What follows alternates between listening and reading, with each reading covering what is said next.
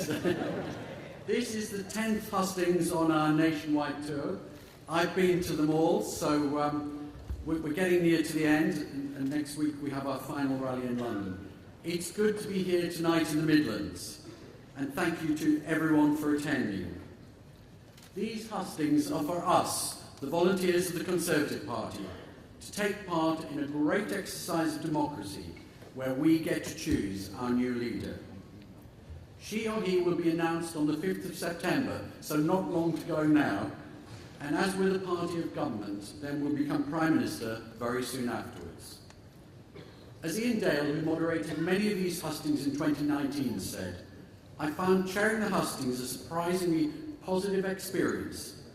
The members really put the two candidates through their paces and asked some very searching questions. So I ask you tonight to make your questions searching, to make them succinct, and to ask questions and not to make statements, so that more of the audience have an opportunity to grill our candidates. Both of our candidates have a duty and a desire to fulfil our 2019 manifesto. Their differences will be about how to go about achieving that in a very different world from 2019, post-Brexit, post-COVID, in uncertain times internationally.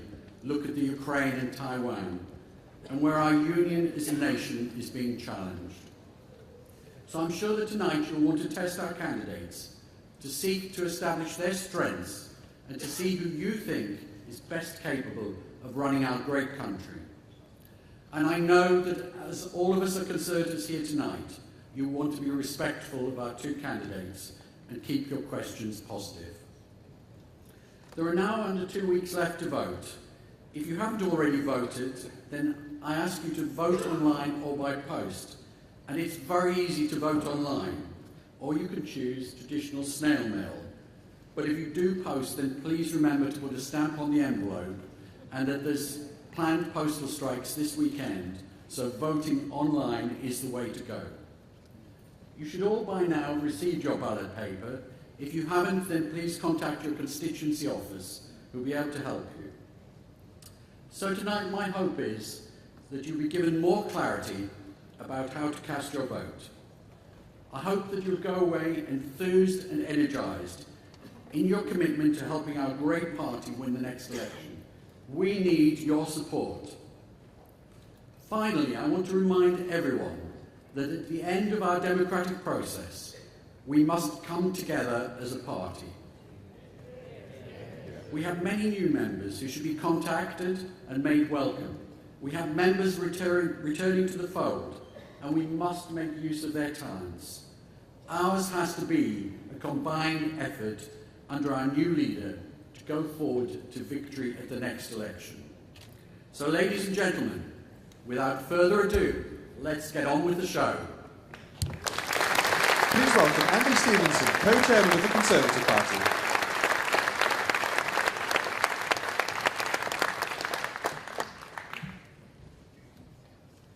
Thank you, Peter. Hello, Birmingham. Hello. And hello to Times Radio listeners tuning in to our West Midlands hustings. Anyone who watched last month's Commonwealth Games knows that you all here can put on a show.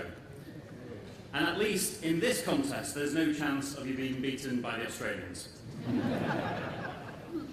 Tonight is another event where you, our members, have the chance of putting your questions to our two great candidates running to be the next leader of our party. Our hard-working party staff and myself are remaining impartial during this contest. The choice is yours, but we stand ready to unite behind whoever you choose as our next leader. That's what I've heard since my appointment as party chairman 6 weeks ago, meeting with party activists up and down the country, including here in the West Midlands, where so far I've been out campaigning with Nicola Richards and Sean Bailey in West Bromwich, Marco Longhi and Mike Wood in Dudley, Jonathan Gullis, Jack Brereton and Joe Gideon, all in Stoke-on-Trent, Aaron Bell in Newcastle-under-Lyme, Eddie Hughes in Walsall, Jane Stevenson in Wolverhampton, and Wendy Morton in Aldridge. They are just some of the fantastic 42 hard-working Conservative MPs you helped get elected here at the last general election, and I want to see them all re-elected at the next general election, which by uniting behind your choice for our next leader, we can achieve. Just as you helped get the amazing Andy Street back in as the Mayor of the West Midlands last year.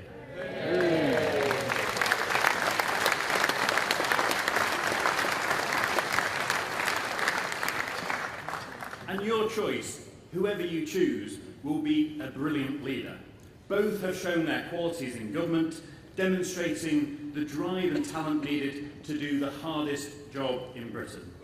They will take us forward together, continuing the work done by our Prime Minister, Boris Johnson, who has shown that a Conservative government can rise to the challenges of today. Getting Brexit done, delivering the fastest vaccine rollout in Europe, protecting over 14 million jobs during the pandemic, and leading the world in supporting Ukraine and standing up to Putin.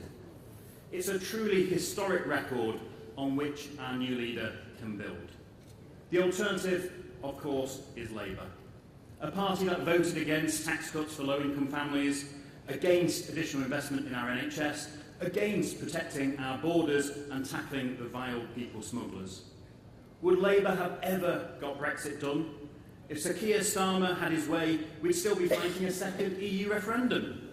And the only way he can enter Downing Street is by promising Nicola Sturgeon a second one on Scottish independence. Birmingham, you deserve better, and so does Britain. It is our next leader who will continue to deliver for the British people, leading the way in standing up for our ideals and our partners on the world stage, uniting the country and this Conservative Party. And on that note, let me finish by thanking Times Radio, our partner for tonight's hustings, and handing over to your host for this evening, John Pena.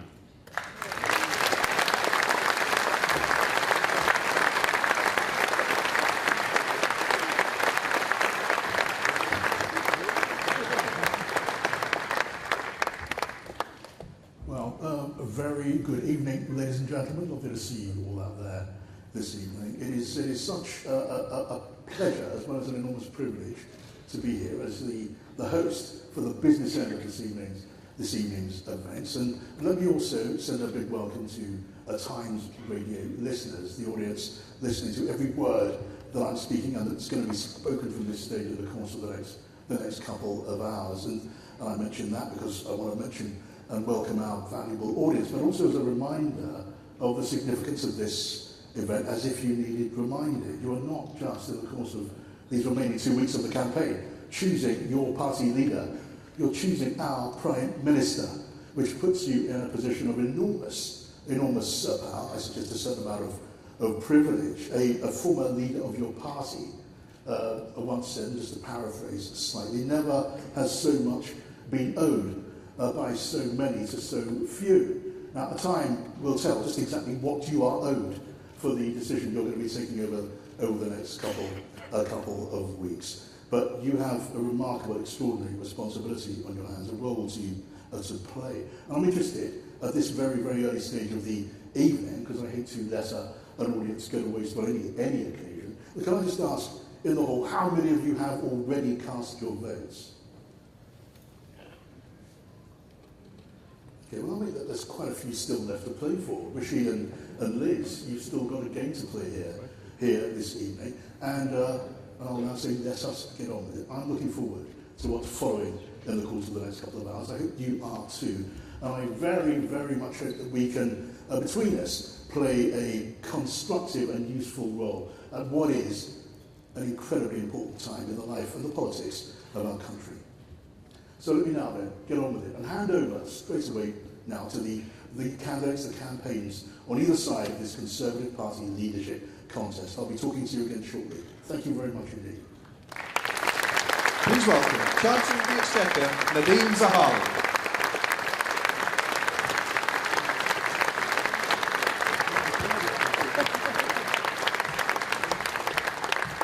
Thank you very much and good evening, Birmingham. What a great privilege it is for me to be here tonight on home turf. We should be under no doubt, friends, that these are tough economic times.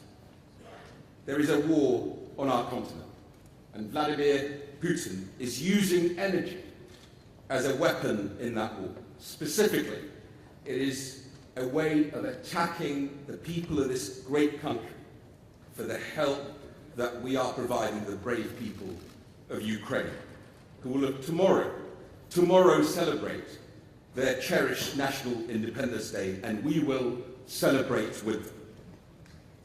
We have come together tonight, and we must stay together to weather the storms of high energy costs and inflation, and of course, hold our nerve through this winter.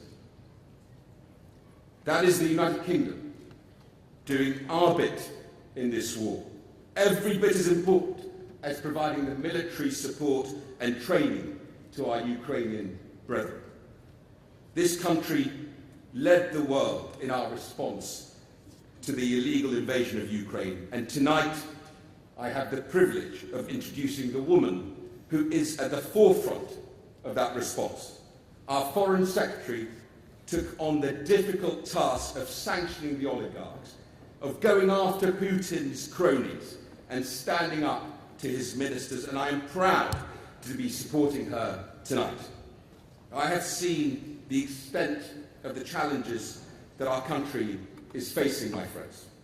I know that tough decisions are needed to protect hard-working families and businesses here in the West Midlands and, of course, across our country against inflation. But now that I have my feet under the desk in number 11, I have also seen firsthand that more of the same is not an option. As we go into the final stretch of these hustings, we need to come together quickly, just as we did in that vaccine rollout, and of course deliver for our great country. The British people expect us to fix the NHS backlog. They expect us to make our streets safer, with police focused on tackling serious crime and use our freedoms to unleash business and growth. We need to win the next election, and we need to win against both Labour and the Lib Dems. And of course, Liz Truss is the candidate that can unite the party, unite the country against Putin, and win that next election for us. I came to this country at the age of 11, fleeing Saddam Hussein. Britain has given me everything, and I don't take the task of choosing its next Prime Minister lightly, nor should you. But never have I been more certain that I'm making the right choice. Liz is decent, honest, hard-working, and above all, understands the economics of growth. She does what she says she will do. That is why she has my vote. Thank you. The United Kingdom is a great country, and I know that the United Conservative Party can unleash the potential of all the people who make our country so great. To win the next election, we need to deliver and deliver for the British people. I know that our country's best days lie ahead. I'm a candidate with a clear vision for the future who can drive change and get things done. As Trade Secretary, I negotiated deals with allies like Australia and Japan, creating opportunities around the world for British business. And as Prime Minister, I will continue to deliver on the opportunities of Brexit. I will lead a government committed to core Conservative principles: low taxes, a firm grip on spending, driving growth in the economy, and giving people the opportunity to achieve anything they want to achieve, regardless of their background. I will work day and night to lead a party and a government that puts more money in your pocket and secures a better life for you and your family. I've consistently delivered when I have said I would. And I love our country. I want the best for us all, and I'm the person to deliver that. Please welcome Liz Truss.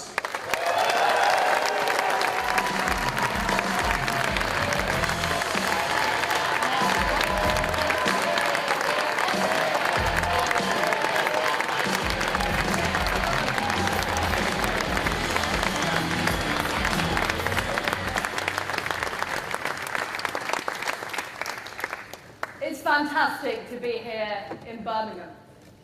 I'm not from a traditional Conservative background. I grew up in Paisley in Scotland and in Leeds, where I went to the local comprehensive school. And what I saw at my school is I saw children who were let down. They were let down because of low expectations, because of their background. They were let down because of Leeds City Council caring more about political correctness than making sure all children learnt English and maths. And they were let down because of a lack of opportunity in the area. And I thought that was an appalling waste of talent. And I wanted things to be different. That's why I went into politics. I want everybody across our great country to have opportunity, regardless of their background. I want us to be an aspiration nation. And that is what our fantastic Mayor, Andy Street, is delivering here in the West Midlands.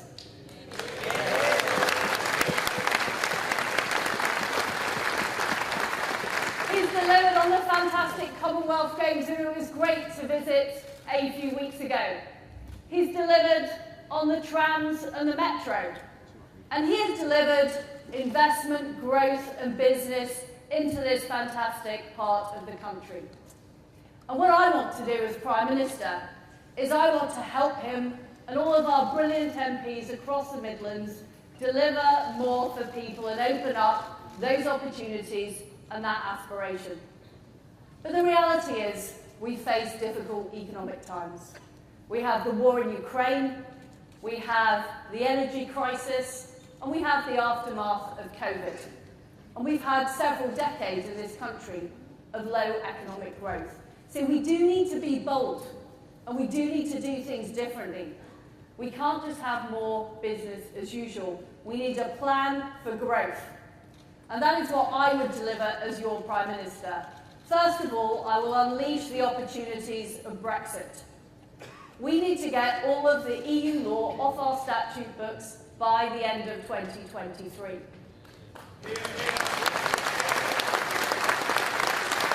And that means that we will unleash investment into cities like Birmingham, towns and cities across our country.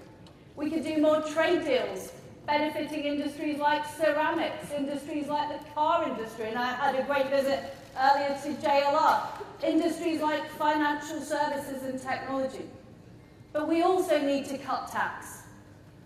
I would reverse the national insurance increase. The fact is we didn't need to increase national insurance. We can still afford to pay off the debt, start paying off the debt after 3 years.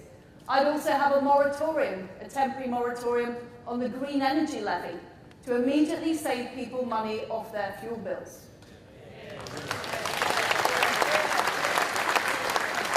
And I'd keep corporation tax low. Because if we raise our corporation tax to the same level as France and 10 points higher than Ireland, we won't attract that new investment into this part and other parts of our country. And I fundamentally believe, as Conservatives, we need to be on the side of people who work hard and do the right thing. The self-employed, the small businesses, commuters who go into work every day. That's whose side we're on. And I would legislate to make sure essential services are being provided, like our railway services, and we stop the militant trade unions disrupting our country.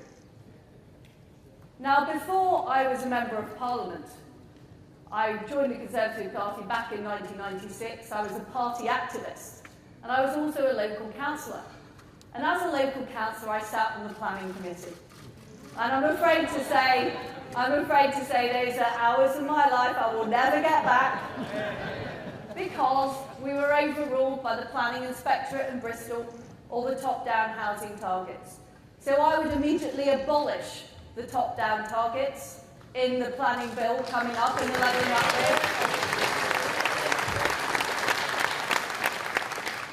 And I would level up in a Conservative way by creating new low-tax investment zones with the support of local MPs, local mayors, bringing investment into our country. And what I would also do is change the Treasury rules about investment. So we're putting more investment into the areas that don't have it already, not the areas that do have it already. And I would also back our fantastic farmers.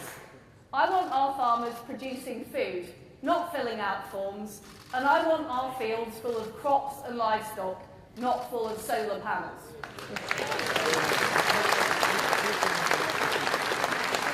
We need to continue to stand up to Vladimir Putin in Ukraine. I'm proud that we were the first European country to send weapons to Ukraine. And I, as Foreign Secretary, put the toughest sanctions regime on Russia of any country in the world. But we cannot be complacent about our security. We need to make sure that we are increasing our defence at this insecure time. And I would raise defence spending to 3% of GDP by the end of the decade. And I will also crack down on illegal immigration. I supported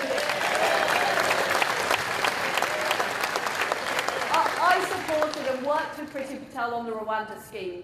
We need to make it work and we need to expand it to more countries. And what I would do is legislate to make sure our decisions about our borders cannot be overruled by the ECHR.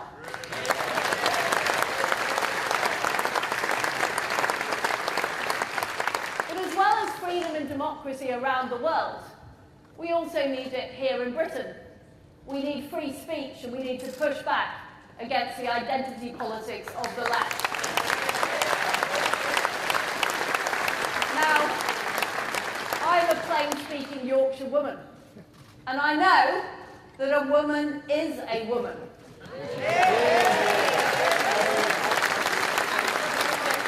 And I will make sure that we protect our single-sex spaces like domestic violence shelters. I'll also stand up for the United Kingdom. I travel around the world. People respect us. They respect the role we have played in democracy and freedom. But there are too many people in Britain trying to talk our country down, saying we should somehow be ashamed of our past, that our best days are behind us. I don't agree with those people. Our best days are ahead of us. And we can see what's happening here and how Andy Street is turbocharging and moving forward Birmingham. And in 2019, we won swathes of seats right across the Midlands. Places like Stoke-on-Trent, West Bromwich, Dudley North. People voted for us not because they wanted the Labour Party. They were fed up with the Labour Party. They were fed up with the Labour Party letting their area down. What they wanted is Conservative values. Personal responsibility, low taxation, enterprise and opportunity in their area. And that's what we have to deliver. We have to get those spades in the ground. We have to deliver on what we promised in 2019. And I'm somebody that gets things done. I don't take no from an answer. And at the Department of Trade, I delivered dozens of trade deals where people said it wouldn't be possible. At the Foreign Office, I delivered the Northern Ireland Protocol Bill to Parliament through Whitehall. We got the consent of the House of Commons. I'm prepared to get things done and take the tough decisions. And that's what we need. And that's what I will do. I will unleash the potential of our great country if I'm elected as your Prime Minister. I will stand up against Keir Starmer, yet another Labour leader, yet another Labour Party politician who doesn't believe in opportunity and doesn't believe in aspiration. And I will help us, and I will make sure, working with you, that we win the next general election and we keep the West Midlands blue. Thank you.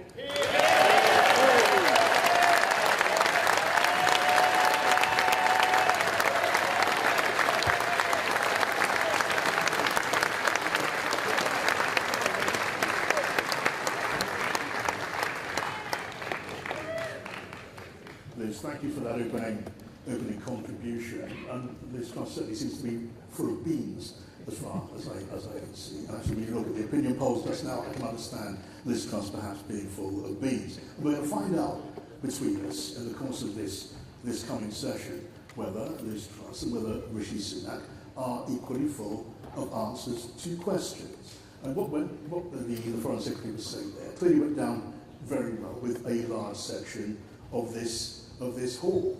But I think you all know, because people listening to this live also know, there's a great deal we haven't heard from these contenders to be our Prime Minister about issues that affect millions of us at this extraordinarily difficult time. And hopefully in the course of the next couple of hours, we will make some progress on that as well. So let us now, without me taking up too much time at this stage, because I will be back and so will our candidates, let me carry on and hand over to the candidates. Please welcome Member of Parliament for Sutton Coldfield, Andrew Mitchell.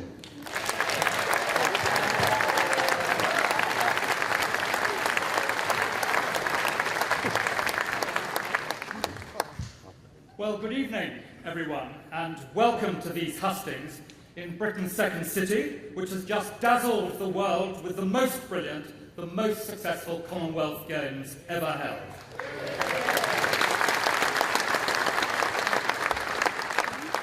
And where we, in the royal town of Sutton Coldfield, were so proud to hold the triathlon. And as we come towards the end of these major regional hustings, please let me say that both candidates to lead our party and our country as Prime Minister are brilliant.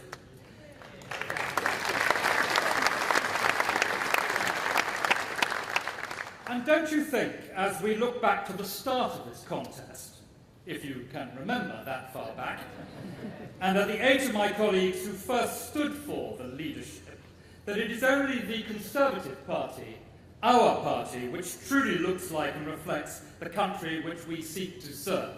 And who can doubt that either of them would be a far better Prime Minister than Keir Starmer, who until recently was supporting Jeremy Corbyn to lead our country.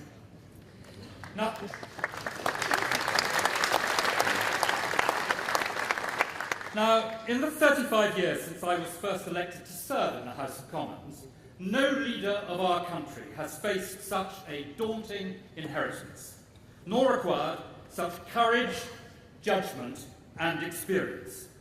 It is as if all the threats and challenges of the last 50 years are being visited on us in one fell swoop. We face industrial disruption and an energy price hike with terrifying household costs, interest rate and mortgage and rent rises, warfare and crisis in Europe, and inflation, with the devastation it causes as it devalues us all. It was Mrs. Thatcher who said, "Inflation is the parent of unemployment and the unseen robber of those who have saved." And that is all before the huge issues for our health service, which arise from the COVID crisis and its legacy. But, ladies and gentlemen, it is not problems which defeat governments. It is the way we politicians and our leaders defeat those problems which determines our fate. And so it is in these circumstances that I choose to support Rishi Sunak, as do some of our most respected former party leaders, Michael Howard and William Hague, and, you may feel this is of particular significance, some of our most successful finance ministers, Chancellors Nigel Lawson, Ken Clarke, Norman Lamont, and Peter Lilly. When faced with the unprecedented challenge of COVID and the massive threat to jobs and employment, it was Rishi Sunak who designed and implemented what the IMF described as the best furlough scheme in the world, and ensured through his efforts that we protected the livelihoods of 14 million people and the future of 1.5 million businesses. And so, as we head into an extraordinary and dangerous storm of frightening economic ferocity, it is Rishi Sunak who has shown by his deeds and his actions that he is the safe helmsman with the experience, record and judgment to weather these storms, to reach out across our divided society and to secure the results we need if we are to win the next general election. We need a Prime Minister of courage, judgment, decency and experience. That Prime Minister is Rishi Sunak. Thank you very much.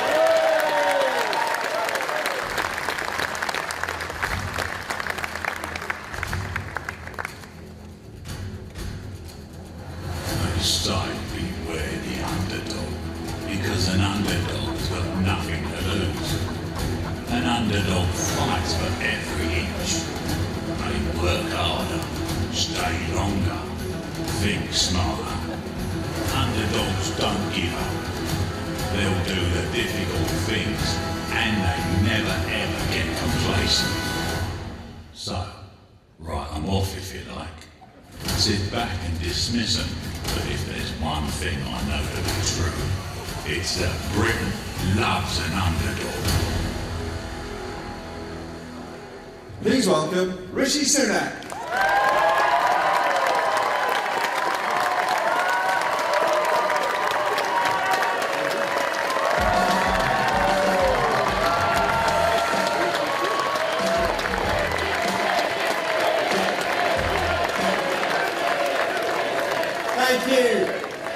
Thank you, good evening, thank you. Now, I am here tonight for one simple reason, and that's because our country did something extraordinary for my family. Like many of yours here, it welcomed them here as immigrants and allowed them to build a better life. Now, I was raised with a few simple values. First among those is that family means everything to me. And that's because we know, don't we, as Conservatives, that the bonds of family are far greater than anything any government could ever hope to replicate. And in my family, we prioritised hard work as the way to forge ahead in life. My dad was an NHS GP. My mum ran the local chemist in Southampton, where I grew up, and I spent all my time working in her shop, out and about, delivering medicines to patients, but also doing her books and seeing the power of that small business to provide jobs in our local community. Now, for my parents, there was one thing that they believed above all would be the way to build a better future for their 3 children. And it was simple. It was through education. And that's why today I passionately believe that the best way that we reduce inequality, the best way that we spread opportunity, indeed the best way that we transform people's lives is by ensuring that the birthright of every child is a world-class education.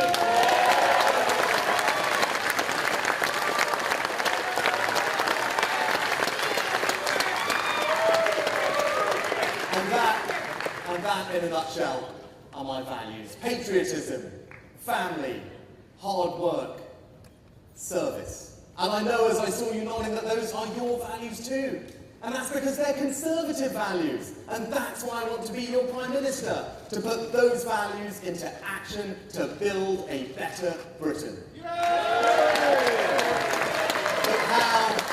how are we going to do that? Well, we need to do 3 things. First, we must restore trust. Next, we need to rebuild the economy. And then we need to reunite our country. Now, when it comes to restoring trust, for me, that starts with honesty. And as you can see in this leadership race, I have not chosen to say the things that people may want to hear. I have said the things that I believe the country needs to hear. And even though that doesn't make my life easy, it is honest, and for me, that is what leadership is all about. But we'll also restore trust by delivering on the things that matter to people. That's why I've set out a plan to start reforming the NHS, so we can stop constantly thinking about throwing more money at it and more talk about the efficient healthcare that we're getting out of it. It's why I want to take on this lefty woke culture that seems to want to cancel our history, our values, and our women. And it's why I want to make sure that we keep our communities and streets safe.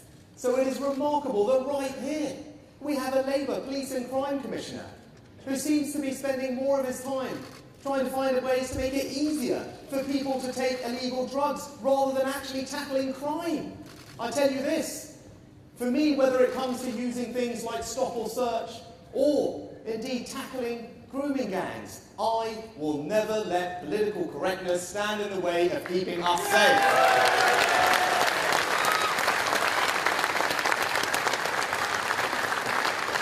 And whether it is that Labour Police and Crime Commissioner or indeed the shambles that is Sandwell Council, it just shows why we need conservative councillors, conservative PCCs and great conservative mayors like Andy Street in charge.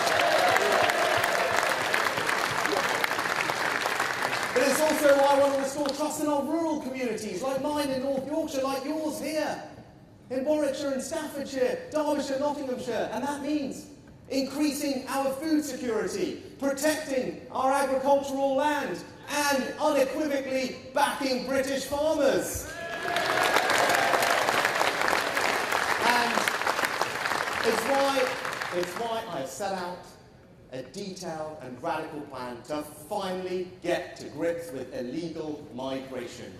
Now, I stand here as a product of our country's proud, compassionate history in welcoming people to our shores. But it must be done legally. It must be done fairly. And when we turn on our TV screens and see the scenes of people breaking the rules to come here, it undermines trust in the system, and it is wrong, and we must stop it. With my plan, we will get control of our borders. Now, when it comes to rebuilding the economy, you all know that the number one challenge is inflation. Inflation is the enemy. It makes everyone poorer. It eats into people's hard-earned savings, their pensions. It pushes up mortgage rates. Now, this autumn and winter, I will make sure that we support people with the cost of living. Not only cutting VAT on energy bills, but going further to help the most vulnerable in our society, like those on the lowest incomes and pensioners, because that is what a compassionate Conservative government must do at a time like this. But ladies and gentlemen, what I will not do is pursue policies that risk making inflation worse and lasting far longer, especially if those policies amount to borrowing £50 billion and putting it on the country's credit card and then asking our kids and our grandkids to pick up the tab, because that is not right. Now, I will cut your taxes, but I will do it responsibly by being tough on public spending and by growing our economy. And that's why this autumn I'm going to radically change how we tax businesses in this country. Cutting taxes for those businesses that are doing the right thing, investing in expanding their production, businesses that are innovating to create the products and services of the future, because that is how you drive growth in a modern economy, and the businesses that will benefit the most will be those manufacturing businesses right here in the Midlands. But it's also, as someone who was proud to support Brexit, we need to make sure that we capitalise on it, and that means we must get on with cutting EU red tape. And as Chancellor, I created a new Brexit policy of free ports and put one right here in the Midlands. It's why, as Chancellor, I invested in new institutes of technology here, transport infrastructure, in communities up and down, in Stoke, in Wolverhampton, in Dudley, in Mansfield and Ashfield. I was a Chancellor who delivered for the Midlands, and I will be a Prime Minister who continues levelling up here in the Midlands.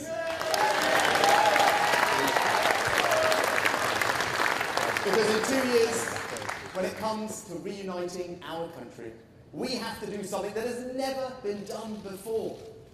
We have to make British political history by winning a 5th general election in a row. Now, even though that hasn't been done, I know that working together, all of us, we can do it. But it's going to require us to appeal to swing voters everywhere. Right here, in the north, in the south, in Liberal areas and Labour areas, in Remain areas and Brexit areas, in urban areas and rural areas, in Wales and in Scotland, and I passionately believe, and the evidence suggests, that I am the candidate that offers our party the best opportunity of beating Labour and ensuring Keir Starmer never walks through the doors of number 10 Downing Street.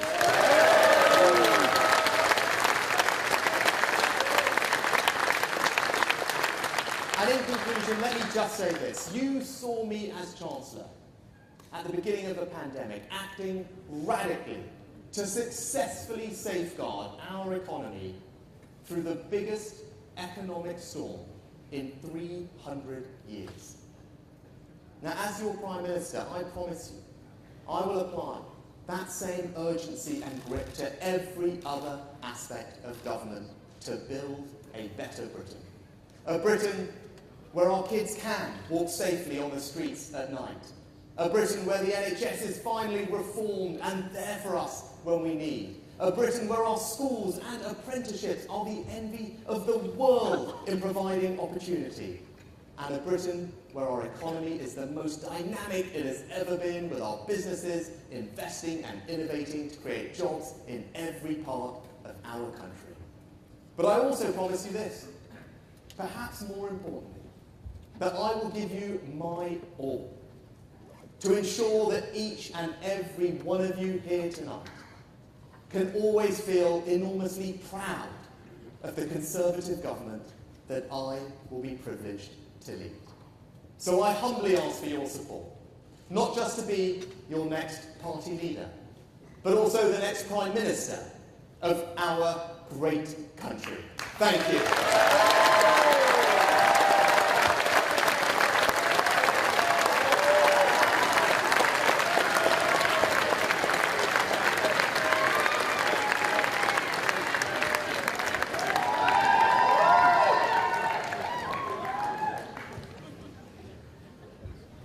That was punchy.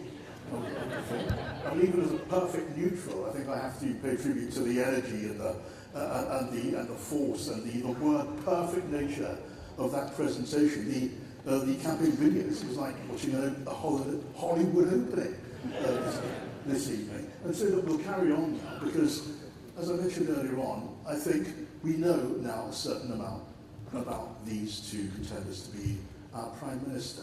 And I think no one in the hall can really deny there's an awful lot we do not know, an awful lot that we want to know. And that goes for people in this hall, in the Conservative Party, and the many, many more outside. So if I can do anything, and we can do anything between us to make something of a dent in that vacuum of information and all of the rest of it, let's have a look. I'm going to start now by welcoming, if you would, to the stage, Foreign Secretary, contender for Prime Minister, Liz Truss.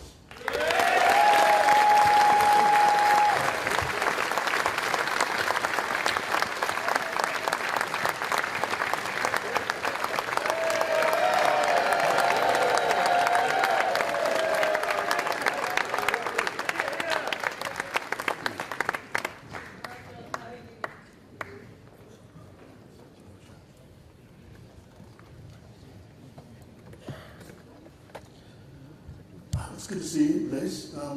You look very, very bouncing. You look very confident. And I can, looking at these opinion polls, I can quite see where that might be the case. But there's an awful lot I'd like to ask you, a great deal more than I get to ask in the time available to me, that we all have this evening here at this 10th of 12th hustings in the course of this campaign. So let me start then with something which is, and you'll know this, very much on the mind of millions of people out there today.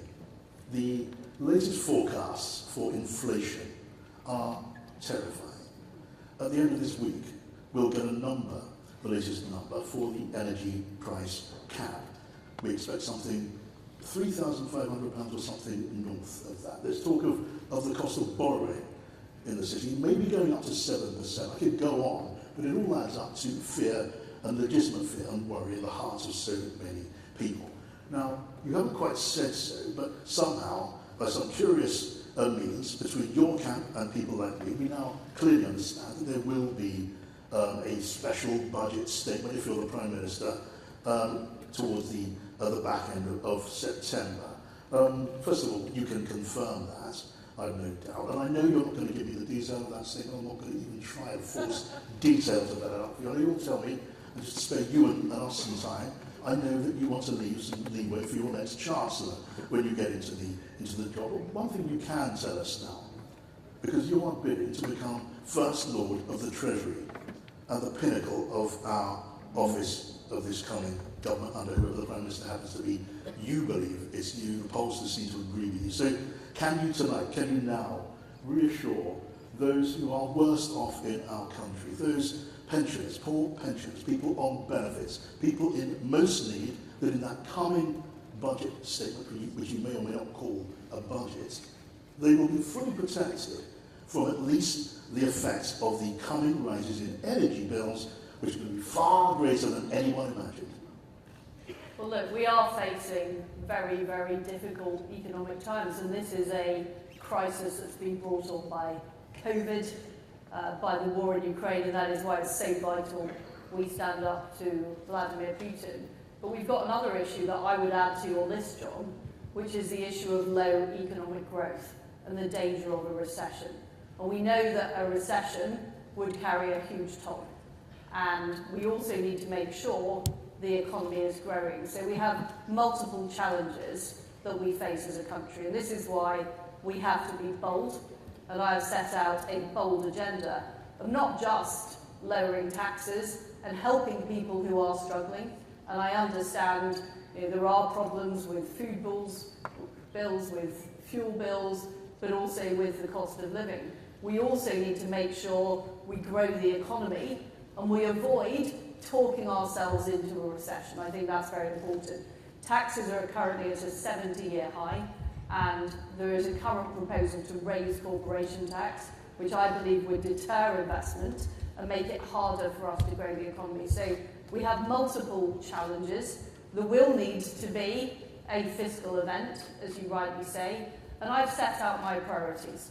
My first priority is reducing taxes, because what I don't believe is taking money from people in taxes and then giving it back to them in benefits. That is Gordon Brown economics, and frankly, it hasn't worked. And the second thing we need to deal with is supply, and in particular the energy supply. We haven't done enough to get gas out of the ground, to use our reserves, to move forward with nuclear, to move forward with renewables. We need to get on with those things much quicker, as well as liberating other bits of supply in the economy. I talked in my speech about investment. We need to do things like Solvency II, so we liberate investment. So we need to deal with the supply. Now, of course, in any fiscal event, a Chancellor has to look at people on fixed incomes. And I've already committed to the triple lock for pensioners. I've already committed to a temporary moratorium on the green energy levy, which would take money off everybody's fuel bills. But as you rightly say, we are not going to sit here today, John, and write the budget. But what I fear has been missing from the economic discourse is, first of all, dealing with growth and getting growth going, because without growth, we are in an even worse position. Let me pick up on that question.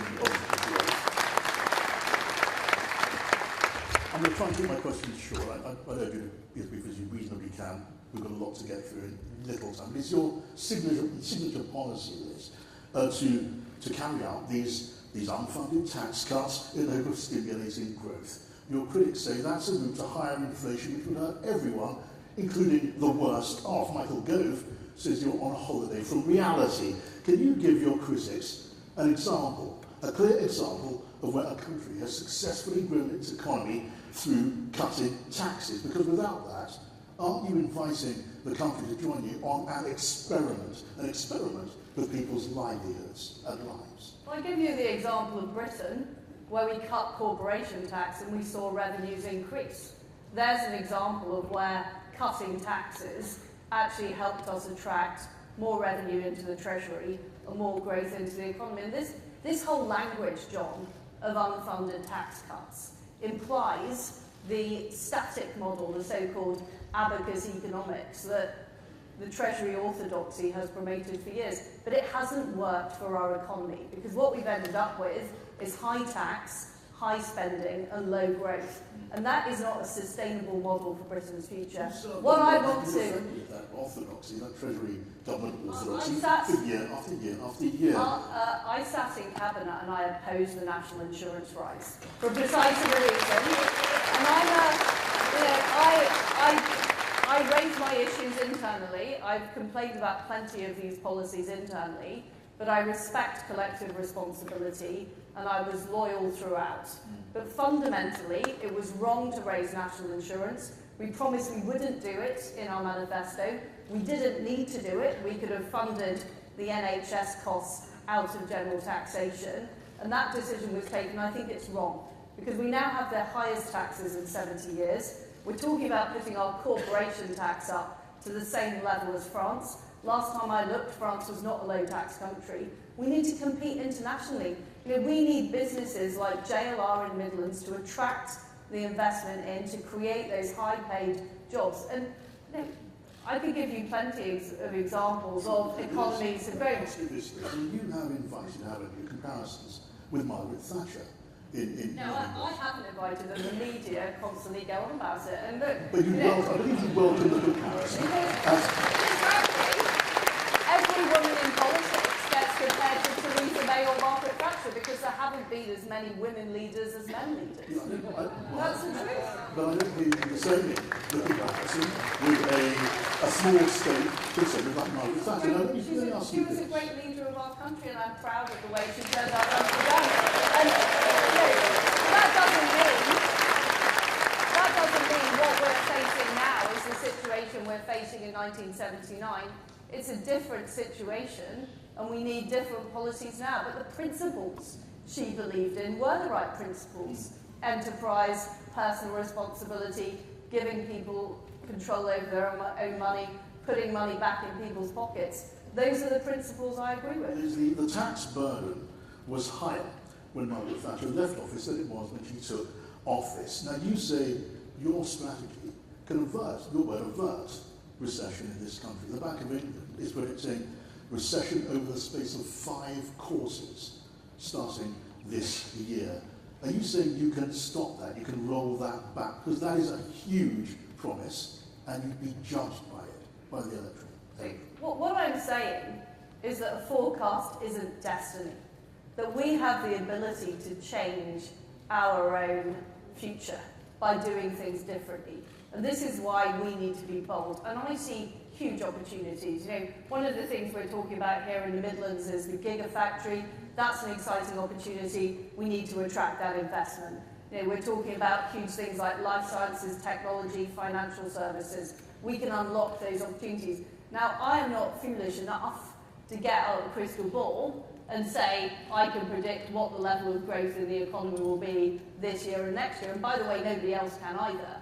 But what I know is putting up taxes to the highest level in 70 years will choke off that potential growth. That's what I know. I'm a conservative. I believe in low taxes. I believe in companies succeeding. I believe in companies making profits, that they are able to hire new workers and bring in investment.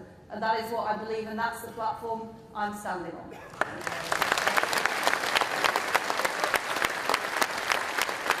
So our public services, you don't need me to tell you this, our public services are suffering, well, in pretty much all cases, something of a staffing crisis. I could talk about health, I could talk about schools, but you'll have seen just the latest headline dominating the news today about the awful crime in Liverpool, where an 8-year-old girl was killed by gunmen forcing their way into her home. What does that say? What would you say about that case? And what it tells you is, as someone pretending to be Prime Minister, about the need to strengthen law enforcement, providing more police officers in particular.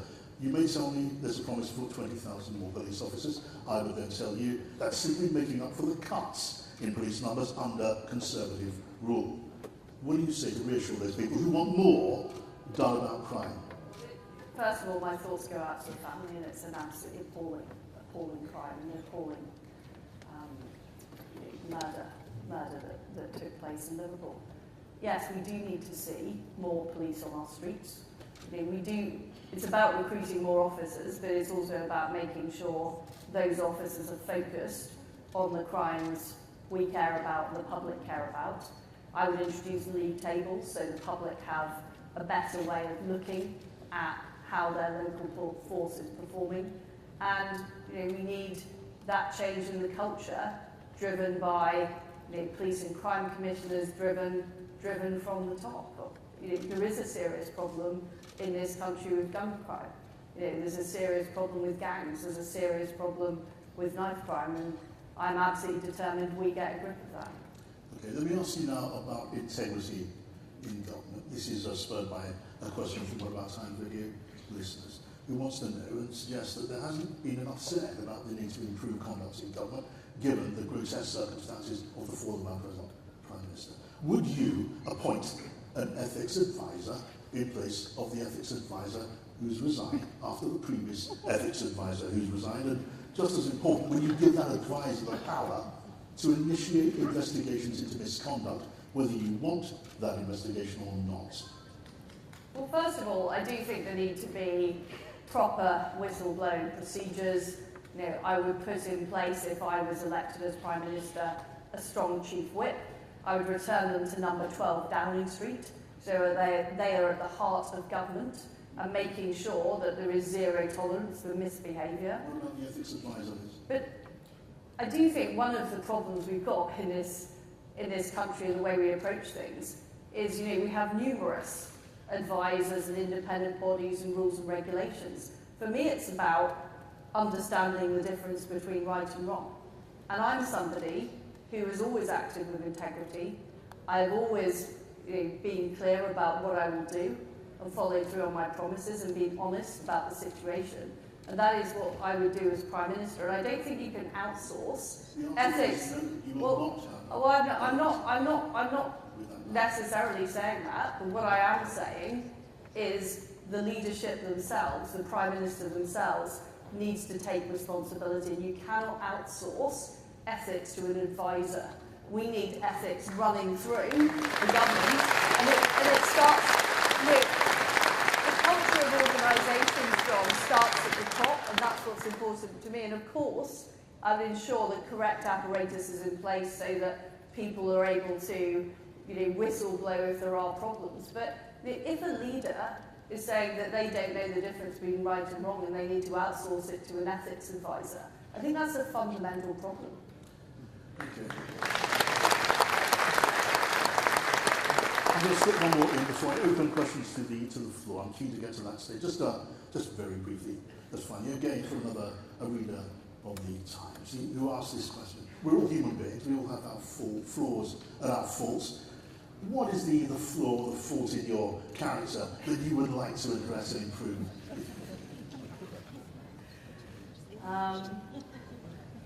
I think some of my friends might say I'm a bit relentless.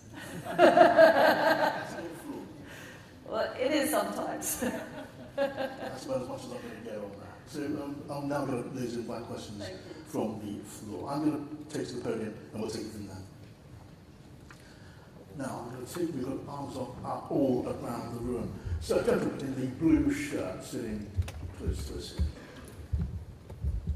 Liz, this week me and some Conservative friends started the Conservative Tenants and Landlords Forum, and given the average millennial has moved on average about 10 times, what would you do to reduce the number of unnecessary moves, and more broadly, what will you do for tenants and landlords? Well, first of all, I think it is important that we support tenants and landlords and have a very clear rental market. And I also think it's important that we don't sort of drive landlords out of the market, and we do make sure that there are fair rules in place. But I also want to help more people who've been renting get onto the property ladder. So what I would want to do is enable people with good rental histories to be able to use those rental histories to get a mortgage, to help more people own their own home. In other words, sir, are you satisfied by that answer? Satisfied customer there, Liz. The young lady's sitting just in front of me. Hello, Liz. I share one thing with you in that I also grew up in Paisley, but many years before you. I'm not sure about that, madam. We have now had a majority Conservative government for 12 years. And in those 12 years, the country seems to have got even less Conservative. We've had to endure damaging wokery in academia, the civil service, and even the armed forces. What specific action would you take to put that right? Well, I think we have achieved many things in our time in government. I'm proud of the education reforms that we delivered, which have improved schools. I'm proud of the welfare reforms that we've delivered that have got more people into work. But you are right, there is an issue with the culture in our public services not reflecting the views of the public. And this is true when it comes to talking down our country, which I'm concerned about, but it also is true when it comes to women's rights. And I've been very clear, for example, that I will make sure that single-sex spaces are protected. And we can't have a situation where there are hospital wards that claim to be single-sex that simply aren't, or we have domestic violence shelters where that's under question. But what it takes is it takes political leadership. And it takes a Prime Minister that makes that happen, but also ministers that make that happen in departments. And I think as Conservatives, sometimes we've been afraid of making Conservative arguments. And we've allowed the left to dominate the social space. And I won't allow that to happen. I am prepared to make the argument. I am prepared to be difficult. I'm not prepared to make no for an answer. I'll get those things done.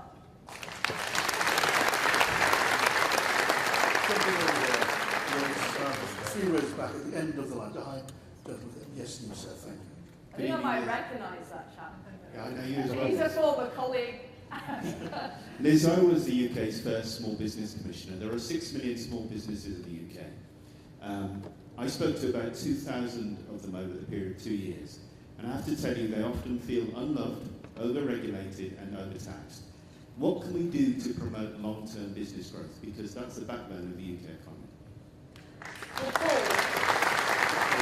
Paul, you are of course right. So first of all, reversing the national insurance increase will help small businesses that have been hit with extra employers' national insurance. We also need to look at the regulatory burden on businesses. I would conduct a full tax review, looking at things like business rates and how we make that much, much fairer for small businesses. But we also need to look at regulations and the regulatory burden. This is part of the point of getting all of those EU laws off the statute books by the end of 2023. Because it often isn't an individual law, it's just a combination of forms that businesses are asked to fill in and the hoops they're asked to jump through. And it's easy for a big business with a big HR department, with a big tax department to do that work. It's very hard for small businesses, so I will absolutely make sure I'm cracking down on those regulations, but also we're not putting new regulations on small businesses. Some of our biggest businesses are formerly publicly owned utilities, and there are questions and concerns about those. Let me just ask you very briefly about one, the water industry. We're seeing daily reports now of pollution fouling our waterways and coastline of this country. And meanwhile, I think average bonuses to the bosses, to executives of the water companies are at £670,000. That can't be right, can it? I do think there are problems with the way utilities are regulated. We were one of the first countries to regulate utilities and to privatise utilities, but the world has moved on since then. And what tends to happen over time is some of those regulators get mission creep. They don't necessarily keep the market as properly as they should. And I certainly think it's the case that water companies need to be better at stopping leaks. They need to be better at dealing with pollution, and we need to sort that out. So I do agree more action needs to be taken by the regulator. You cut funding to the Environment Agency, Liz. Was that a mistake?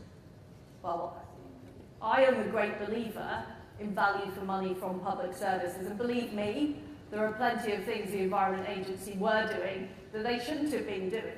And I was very clear that, and I'm sure there are a few people in the room that have experienced the activity of the Environment Agency, it's the responsibility of Ofwat, the water regulator, to be regulating on the way the water companies behave. That is Ofwat's responsibility, and we should be putting that pressure on them. Your question. Good evening, Liz. I'm Penny Annie O'Donnell. I'm the voluntary director for the CPF. How will you? Thank you. How will you ensure that your policy team regularly engages with the CPF and our 10,000 members with our great grassroots upwards policy ideas?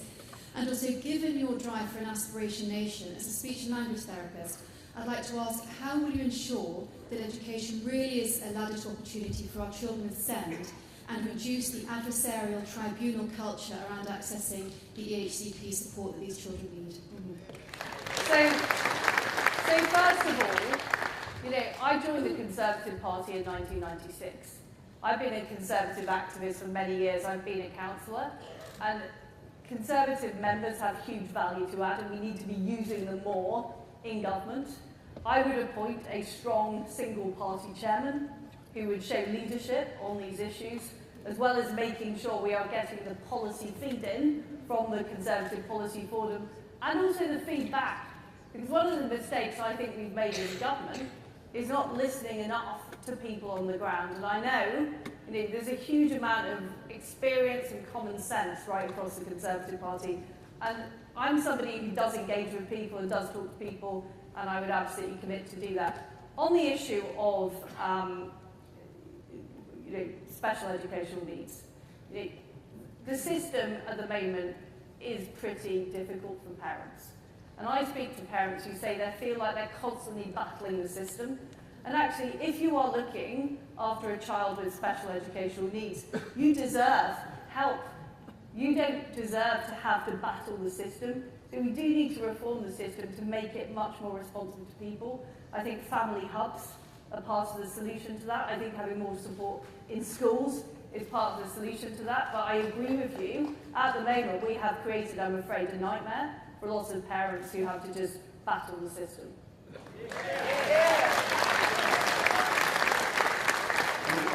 Another brief question on services, public services, before we take more questions. Given your plan on national insurance, what will you do about the crisis? I don't think it's too much of a stretch to use that word, about social care in this country. How would you solve the problems facing social care, which are truly immense?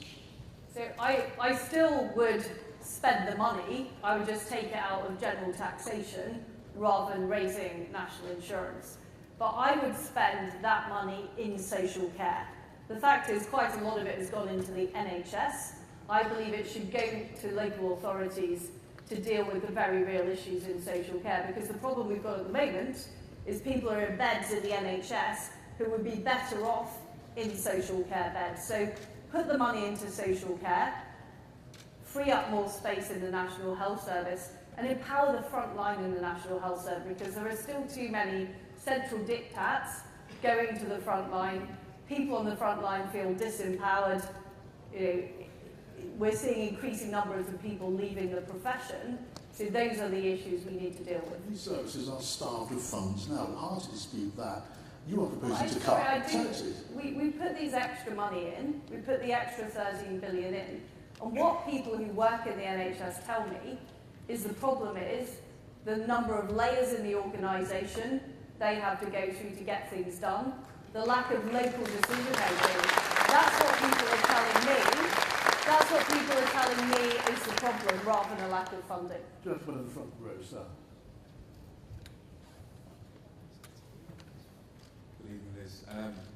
Young people, you spoke about youth violence, gang crime, and we're working at 38 primary schools in the region right now. Kids who are at risk of getting involved in youth violence. What do you perceive to be the fundamental issues and the root cause of those problems, and what would your government do to bring some transformation to those issues and change the lives of these young people?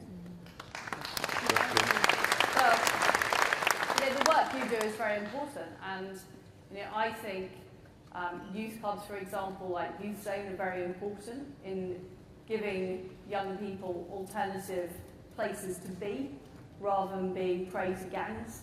I visited one very recently in London, so I'd like to see more of those. Some of those are funded by the private sector, others funded by the voluntary sector. I support schools opening for longer hours, actually, again to help children get the skills they need, but also to make sure that they are less prey to potential alternatives. And I think it is all about early intervention. That is what it's about. It's about making sure the alternative is better for those young people and they have those opportunities. And that's why these things which sometimes sound esoteric, like talking about economic growth, what it is about more apprenticeships, more jobs, more good opportunities for young people, so they are not encouraged to go off in the wrong direction. I'm trying to get through as many as we can. Lady, second row back. Like you, I'm a councillor, you were a councillor, there's anybody got a mic? I was going to say I'm used to shouting. So I'm a councillor in Dudley. I'm actually the lead member for Children's Services there. So following on from my, these weren't planted questions, by the way. We know that working white class boys are actually our most disadvantaged group. Both you and Rishi have mentioned education, aspirations. Will you, as Conservative, bring back grammar schools? Because that is the most important. So the answer is yes, I will allow new grammar schools, absolutely. And I will also allow new free schools as well. And I'm a big fan of free schools like the Michaela School, which is fantastic. And we need to allow the good schools to expand and set up more branches right around the country. And I'm somebody who did go to a comprehensive school. My daughters now both go to grammar school. I want children all across the country to have those opportunities. But we also need to deal with primary school education. Because the fact is 30% of kids are leaving primary school without basic English and maths. And it's very hard if you get to age 11 without that to be able to succeed in life. It just makes it a whole lot harder. I'm proud of what I did in education. I removed calculators from the primary school tests so that all kids had to get the basics of mental arithmetic.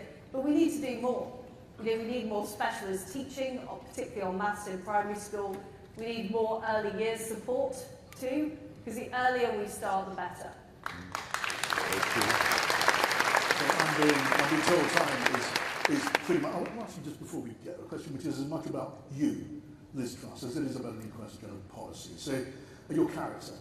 By the way, when it comes to you, your personality, I did enjoy your interview with the Mail on Sunday newspaper quite recently when you told the interviewer that whenever you see a mouse, there are lots of mice at the House of Commons, you jump on a chair. Was that true? Or did you... That wasn't. I'm not sure if that interview was recently, but I'm worried that somebody will get a mouse out now. I'm not a mouse fan of mice, I have to say. And there are a lady in the House of Commons, and I think we should have more cats. More cats is the answer. And I'm very pleased there is a cat at number 10. So if I do become Prime Minister, at least I'll be mice-free. Rishi Sunak is, I think, too much of a man to carry mice around for the purpose of frightening a rival. Now, look, here's another question. One of the first things, and very briefly, one of the first things that will happen when and if you become Prime Minister, you'll be ushered into a room, very privately at number 10. Will be laid out in front of you what are called the letters of last resort. Your orders to our Trident boat captain on whether you, Prime Minister Liz Truss, is giving the order to unleash our nuclear weapons. It would mean global annihilation. I won't ask you, would you press the button? You will say yes. But faced with that task, I would feel physically sick. How does that thought make you feel? I think it's an important duty of the Prime Minister. I'm ready to do that.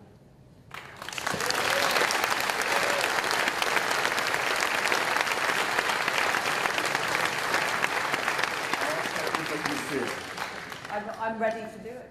That's right. So Liz Truss, thank you for those answers. Ladies and gentlemen, Liz Truss.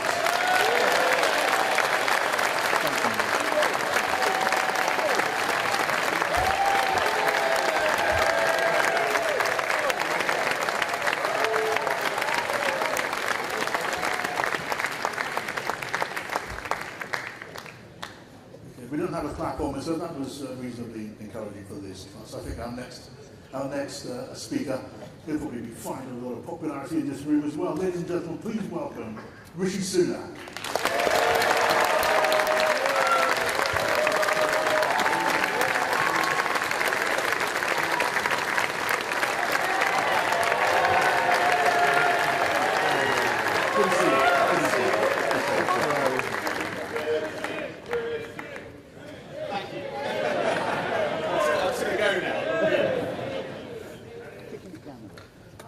It's good to see you, Rishi. Thank you for good to talk to you. Let me ask you a question first. The same question I put to Liz Truss.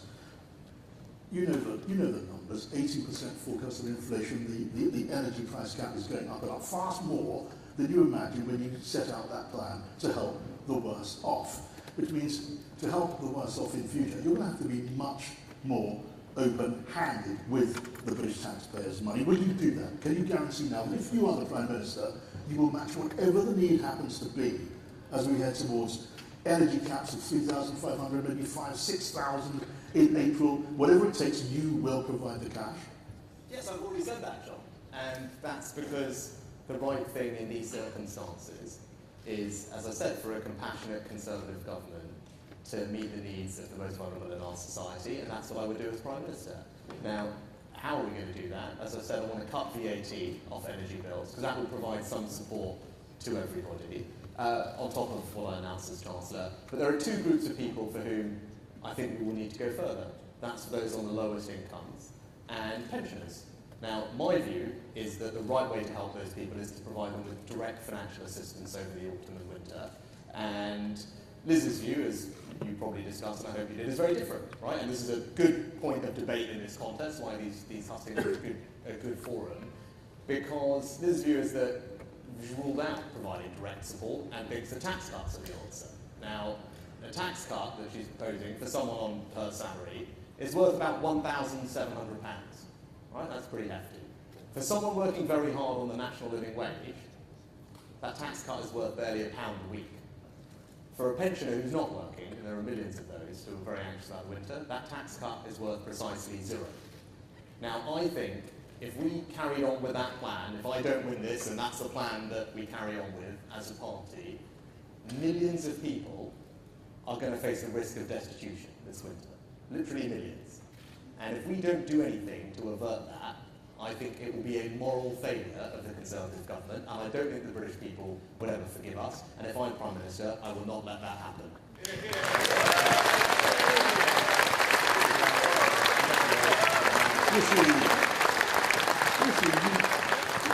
You're a very recent member. You opposed cutting VAT on energy bills, and then you changed your mind on that. Why did you do that, U-turn? Was it that you suddenly became rather more desperate to win the support of people like these Conservative Party members? It's because, as you said in your opening, John, the situation has deteriorated since I was Chancellor and announced support. And I'm perfectly open and blunt about it. Cutting VAT is not the most perfect way to do things. It definitely has drawbacks. But you have to deal with the world as it is. If I become Prime Minister in a couple of weeks' time and bills go up in just a few weeks after that, there aren't that many levers that you can pull that deliver support to almost everybody in the country, which is what you would need to do, that will actually work. Now, I've been there. I've done the job, right? I've sat there and figured out how do you do this. It is one of the few levers that a Prime Minister has available to them that I know will 100% certainty get cash to people quickly. Is it perfect? No. But I'm not going to let perfect be the enemy of the good. I'm going to deal with the practical reality of the situation, so I don't make any apology for going further than I said before. I want to make sure we help people, and that is a realistic, practical way to do it, and I think it's one that will make a difference to people in a few weeks' time.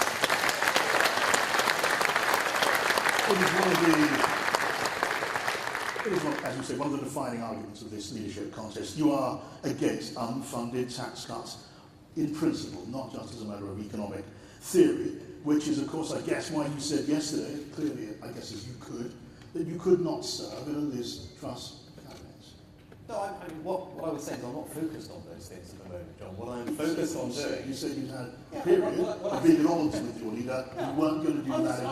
I was reflecting on the last couple of years and actually having been in Cabinet. I'm one of these people who, maybe it's old-fashioned actually, in the last few weeks I've discovered quite how old-fashioned it is. My general view is, if you're in a Cabinet, while you're in it, you defend all the decisions in it. That's what collective responsibility means. And I take that seriously. I know it seems a bit quaint these days. And I'm reflecting on, and that's important. But look, you're right. I don't believe in unfunded tax cuts. And there's been a lot of talk in this leadership election about Margaret Thatcher, and rightly so, because she's our greatest post-war Prime Minister.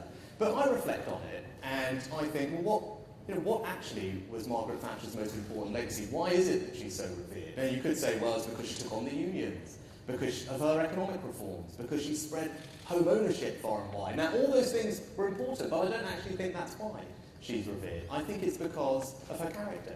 And she was prepared always to take difficult decisions.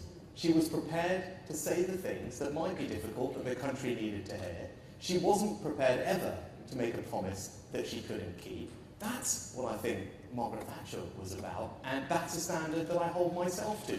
And I think unfunded tax cuts are wrong. And you know what? Her Chancellor, Nigel Lawson, agrees with me. The head of her policy unit agrees with me. Norman Lamont agrees with me. All these people who understood Margaret Thatcher's economics are supporting my economic plan because it's the right one for our country, and it's a conservative approach to managing the economy, and that's what our party stands for.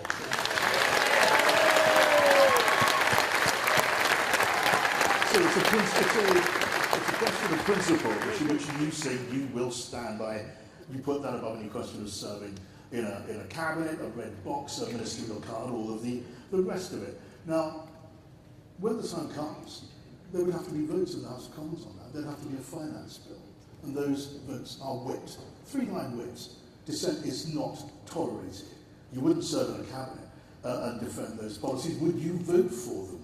I think, John, you're getting to all these hypotheticals about may or may It's not not a happen. bit stretch, Well, because I think what I'm focused on doing, and actually why we're all here tonight, is to figure out whose plan is the right one to take the country forward at what is a really difficult time.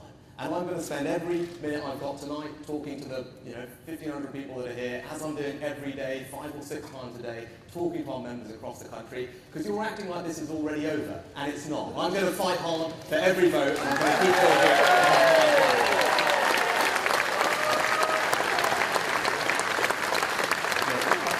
I don't suggest that, so these are, I suggest, questions of character to you. Let me put a question to you, which is on the minds of very many people today, crime, in the light of the awful news story that I mentioned earlier on, the 8-year-old child in Liverpool, gunned down by gunmen who forced their way into the family flat. Your thoughts on that, and in the context of the need and demand for more police officers that are being proposed now. The numbers we've seen so far, as you know, make up the cuts from the austerity years. What would you do in office?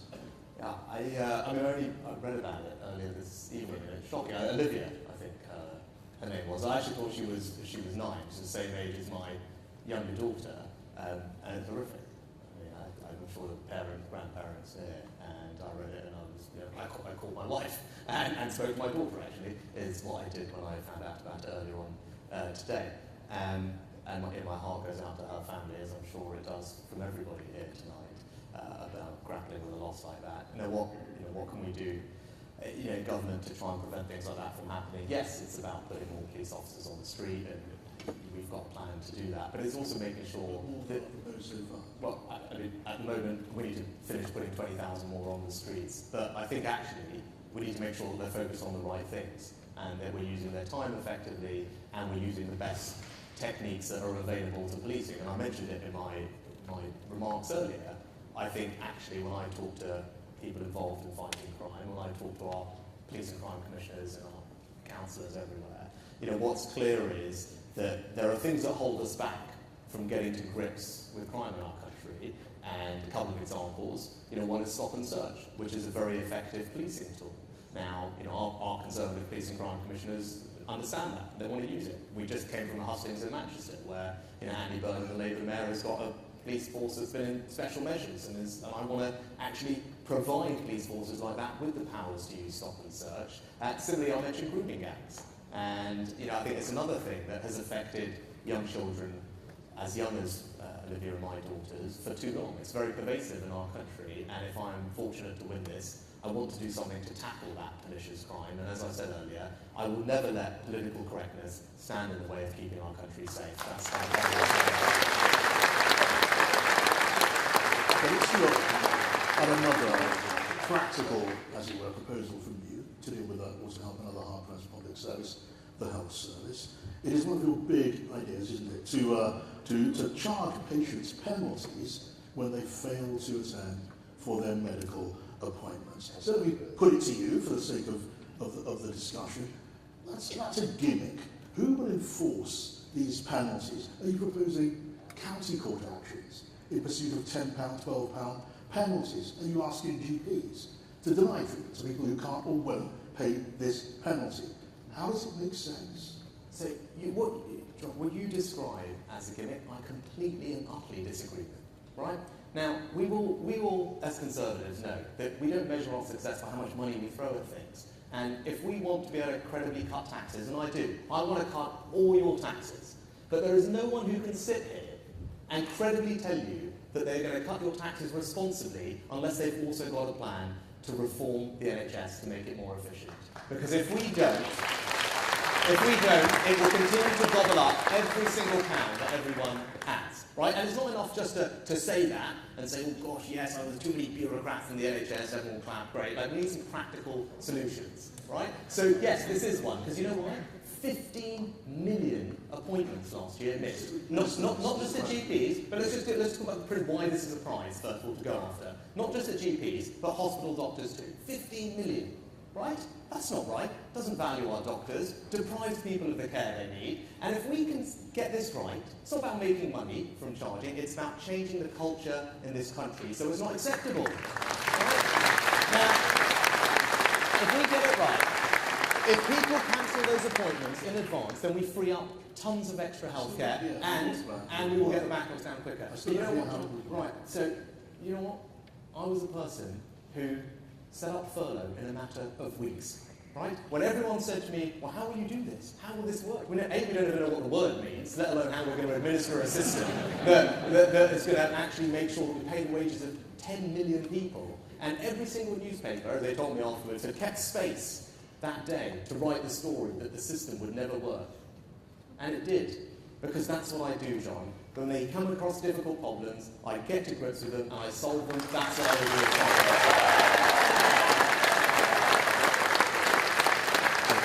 Well, after clearing down over the last section of the audience, I'm not yet convinced that we go down quite as well with GPs, but we leave that to the vote. I've been across the country and I've had enormous support for it. Why do you think? How bet lots of you here, when you go to your GP surgery, don't they? Lots of them have signs up now, don't they? They all have signs up and they tell you how many people missed an appointment last week, last month, because they don't want people to miss appointments because it's not valuing their time. All right. Just a question then from one of our listeners. His name's William Armstrong, and he's asking why there's more focus on standards of conduct. In a word, would your government be more honest than the one we have? Yes. That's why I left the government, John, because it wasn't.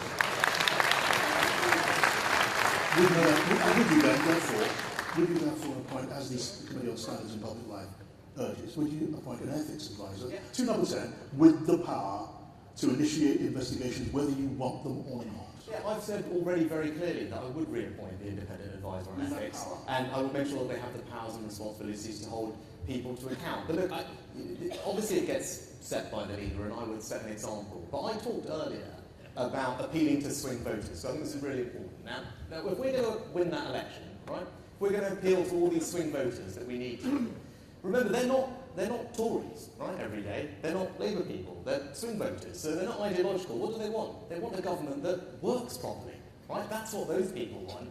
And my view is we need to appeal to them. So I'm going to run a government where things are conducted seriously, where they're conducted competently, with decency and integrity at the heart of everything that we do. That is the change that I'm going to bring. That's the Prime Minister that I'm going to be, and that's how we're going to restore standards and win the next election. I'm going to open questions to the floor. But last question from one of our listeners, his name is Clarissa. Would you seek to change the system of electing leaders of the Conservative Party, or would you leave them as they are? I don't know how your answer might go down with this. Let's find out. I was looking nervously at the chairman and all our great volunteers. No, I think we've said anyway, actually, I think after all these processes, it's worth people sitting down and figuring out what worked, what didn't work, talk to all of you about how it worked for you. I think that's a totally reasonable thing to do. But I think I should go further than that, because we talk a lot in all these things about what I want to do for the country, but I also care about all of you. And if you've got 5 minutes tonight, if you're interested, online somewhere, there is my contract with members. Because I think all of you are amazing, right? I'm only here because of the support of my association, my activists, my volunteers, my councillors, and we owe all of you an extraordinary debt. So in my contract for members, I've set out a few things that I want to do to support all of you. I'll give you 2 things just to throw it out there. But one of them, I really, talking to Andrew about this, I want to regularly make sure we have surveys of what you think. I shouldn't have to go to Con Home and see what you think. I want to know what you think directly. And more than that, what I want to say is, what I will commit to you is we're going to have these regular surveys, and then those top issues are they going to get actually discussed at our political cabinets, so that you can join this party one week, you can feed in your ideas the next week, and know that it's going to be discussed by the people at the top the week after that, because that's how a party like ours should work. And the other thing I want to do, because we talked about winning that election, is I want to raise more money for this party than we've raised before, specifically to put fully paid campaign managers in all our target seats, because that's the support that we need to bring.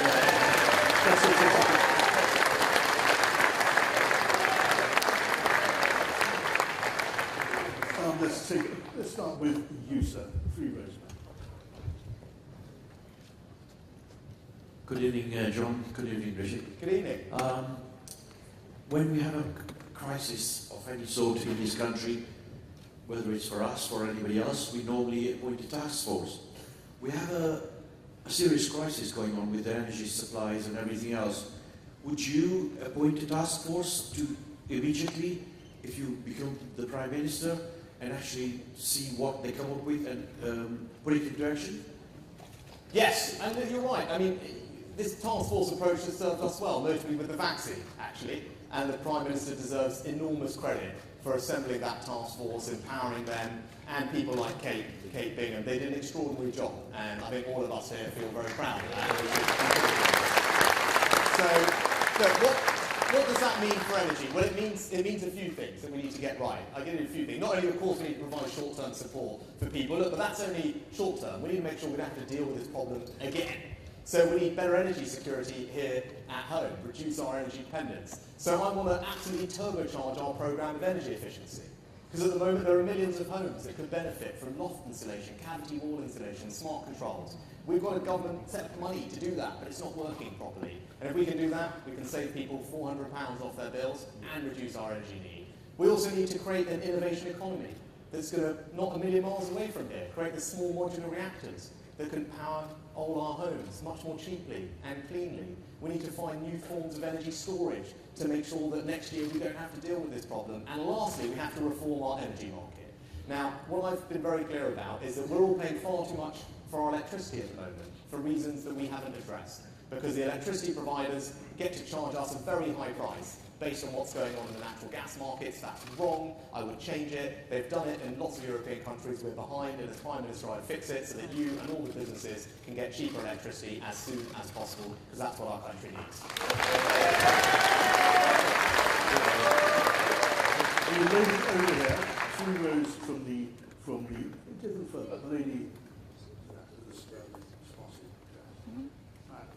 So a subject that hasn't come up so far, HS2. You see, I mean, a devastating effect in Staffordshire, and Andrew Stevenson's actually been to our farm. I know farmers that have no income whatsoever. They've had land compulsory purchase, and yet they're not getting paid.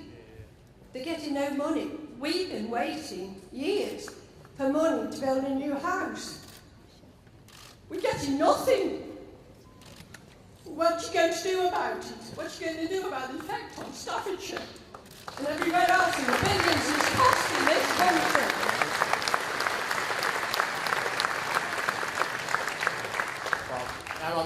sorry to hear about your situation, and I'd be happy to talk to you afterwards to make sure we get your situation resolved as quickly as possible. Look, on HS2, in fact, that was a more negative reception about HS2 than I expected, given where we are tonight. But look, in general, I'm not going to be able to tell you right now I can cancel that project. I'm not going to do that. So we are where we are at the moment. Now, what I can tell you, though, is, and this actually goes to your question, is the company, and Andrew will know this well, the company HS2 Limited that is in charge of this needs to be held to very firm account. And that is something that and it's not just, it's about making sure that people like you are treated fairly, but it's also, in general, making sure that disruption on communities is absolutely minimised. And whether it's actually, down in the south, in Buckinghamshire, where I was earlier last week, or up here in Staffordshire, we need to make sure that as it's being built in a way that brings people along with them, and they deliver all the commitments that they have made, which clearly, as far as I can tell, is not happening. And I will fix that as Prime Minister, because that's not right, it's not fair, and we need to make sure that we correct it. Can I see the young lady there on this side? Good afternoon, Mr. Sunak. Thank you for joining us here today. So given the current cost of living crisis and Russia's part to play in that, I was wondering, how are you going to tackle our reliance on China? That's a great question. China represents, I believe, the Chinese Communist Party represent the biggest threat to our economic security and thereby our national security out of any state in the country, right? So that's a straightforward fact.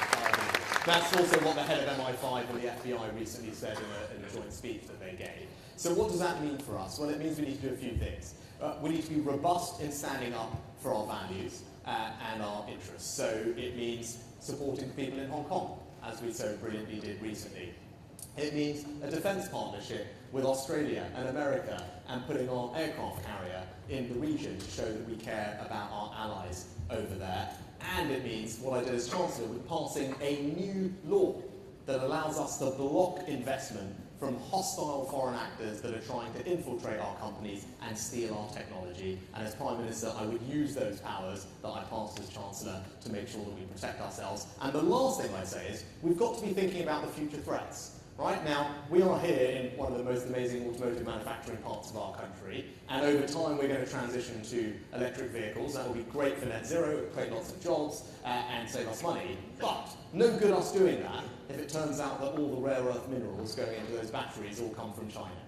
So that's what I started doing as Chancellor, was working with our allies like Australia, Canada, and America to build up a supply chain. So exactly as you said, means that we are not reliant on China in years to come for things that are really important to this country. That's the type of thinking that I think your Prime Minister needs to have, and that's the type of approach to China that I will take.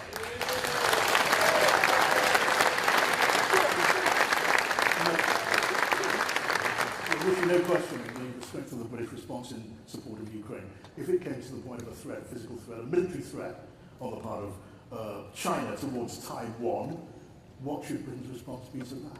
I wouldn't change our current policy on that position at all. So I think our policy vis-à-vis Taiwan is the right one, as it speaks today. In concrete terms, what would you do? Like sanctions, military support? The best thing we can do to prevent aggression against Taiwan from China is showing Russia that they will not be successful in Ukraine. That is the absolute best thing we can do, and that's why we must have You leave it here.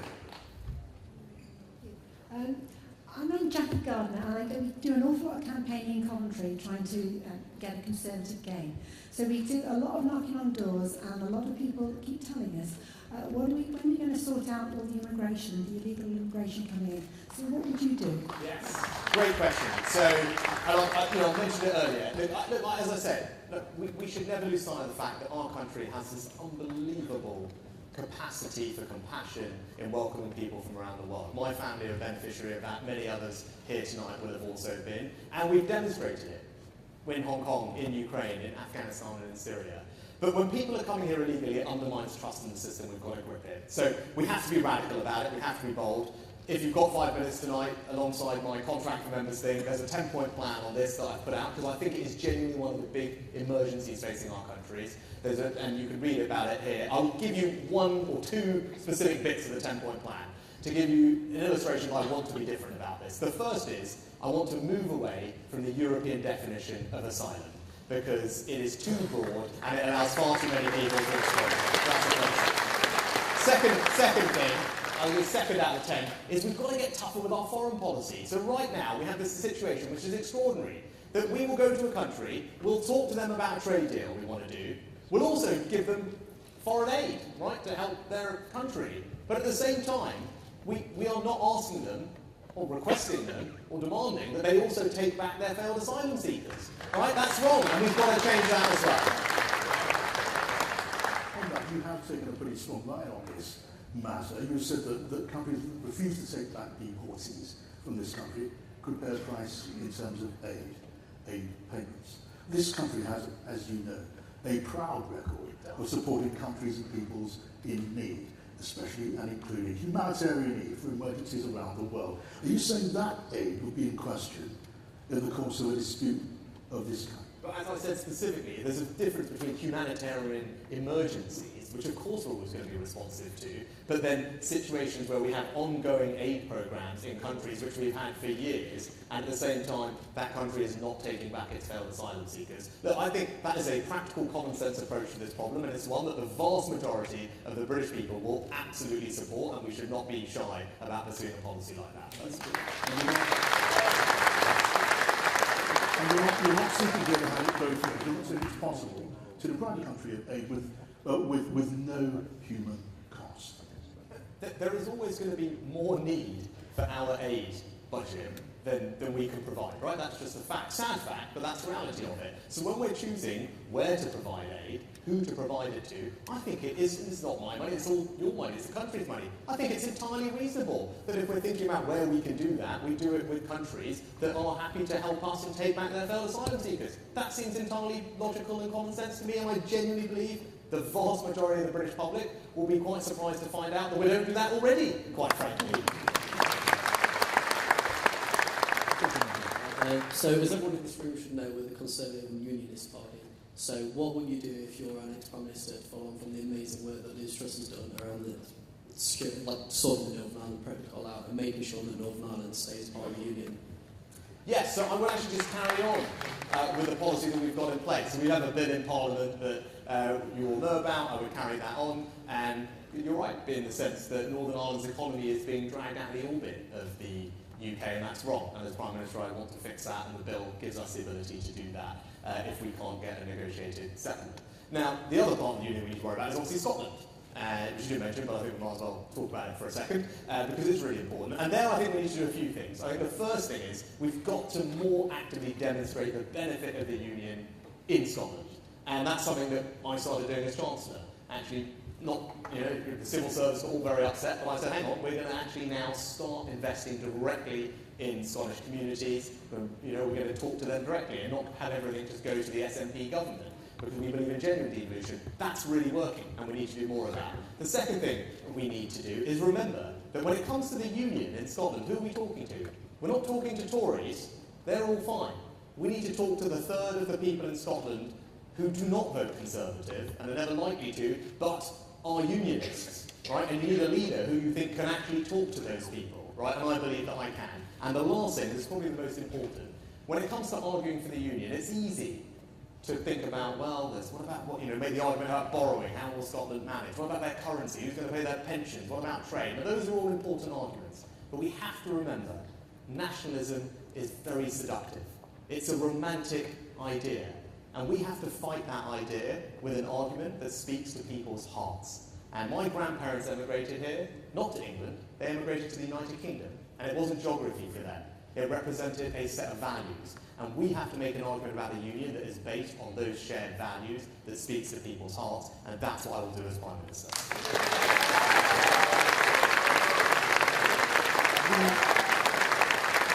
The gentleman started his question by asking about the Northern Ireland Protocol bill. I won't ask you, will you pursue that bill? You'll say yes. I won't ask you, indeed you have. I won't ask you, will you push it through Parliament using the Parliament Act? I've no doubt that you would.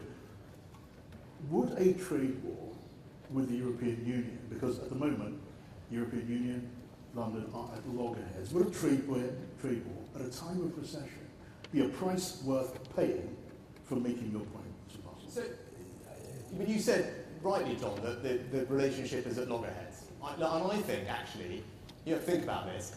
With a new Prime Minister, we have a chance to reset that relationship. Because it's clear that it's not in the best of places, both with France, the EU, with Ireland. Now, I believe that as a new Prime Minister, I will have an opportunity to reset that relationship. I have very good relations with all my counterparts in those places and have actually managed to get agreements with them, whether it's on sanctions policy against Russia or indeed on global tax policy, that shows that I can constructively find solutions to things. So I would like to bring that to the table, because if we can do that and reach a negotiated solution, it will be far quicker in resolving the problems in Northern Ireland than waiting for the Parliament Act, which, if necessary, of course I will do, but will take time. So I would like to also try and pursue a negotiated settlement, and I think as a new Prime Minister, there's an opening to try and do so.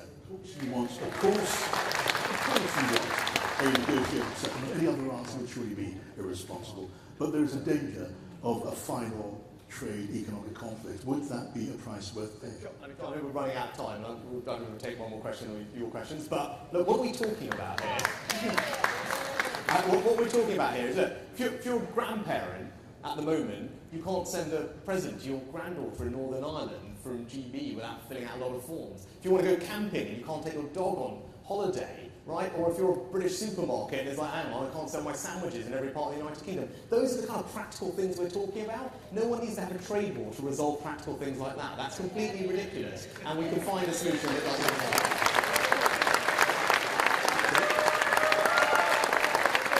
Let's go over here to this side.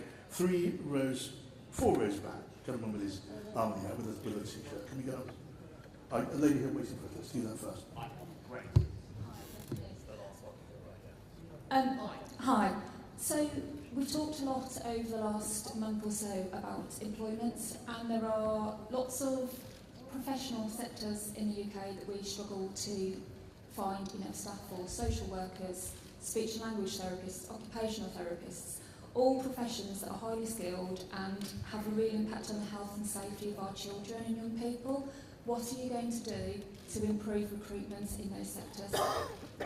Well, good question to end on. And so look, many of you here will have businesses. And I'm sure if I ask you what's the number one challenge you have, other than energy bills, I'm sure lots of you would say it's getting workers, right? And that is, we all know, I see lots of nodding, right? The thing that's holding our economy back and is causing inflation at the moment is a lack of people in the workforce. So I think we need to do a couple of things. And your question in more broadly, right? The first thing I want to do is actually tackle our welfare system and tighten it up. Because right now, I'll tell you this, there are more people claiming unemployment benefit than there are job vacancies in the economy. Right? Think about that. That is wrong, and it's certainly wrong under a Conservative government. So I want to make sure that we tighten up our welfare system, support people off benefits and into work, because that's good for them, good for their families, good for the taxpayer, but also good for the economy and will ease inflationary pressures. And it's exactly what a Conservative government should be doing. Right? Second thing is obviously training and skills. And you mentioned social care. Like one of the things that I was proud to do, even though it was difficult, was create a new way to fund the NHS and social care. And part of that money is going to go to the social care workforce because they don't feel appreciated or valued enough, and that's why lots of them leave and we have high turnover. With the money, we're going to create career pathways, new certification, training, qualifications, which will give a real sense of career progression, and I know will mean that people stay in the industry, are more fulfilled, will get better care, and will help with all the recruitment issues. And then the last thing we need to do is be pragmatic on migration. Right now, I proudly voted for Brexit. Right? And Brexit for me was about control of our borders. It wasn't saying that no one should ever come here. Right? So if we are tackling illegal migration, the lady's question, we're doing that. If we are being tough on the welfare system and getting people off that and into work, then I'm entirely pragmatic about using migration where we need to support our public services or the economy. And I think many of us who voted for Brexit will be comfortable with that as long as we're doing those other things, and that's the approach that I will take to that problem.